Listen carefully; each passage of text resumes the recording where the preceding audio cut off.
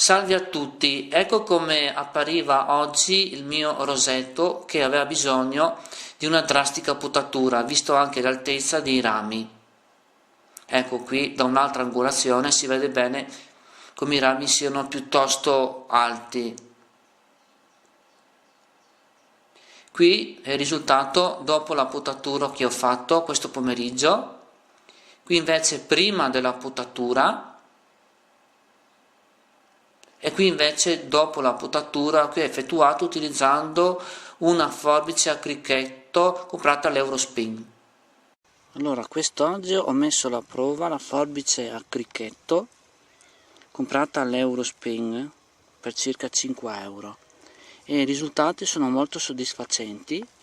Adesso vi faccio vedere un esempio. Questo era un ramo secco, l'ho tagliato con estrema facilità e il taglio è bello netto senza slabbrature. Anche qui taglio netto alle mie rose. Anche in questo punto il ramo della rosa era diventato praticamente di legno e sono riuscito a tagliarlo usando questa forbice qua. Qui il pezzo di ramo non è diventato di legno, però comunque sempre con questa forbice sono riuscito a tagliarlo in maniera molto veloce e semplice senza tanti sforzi.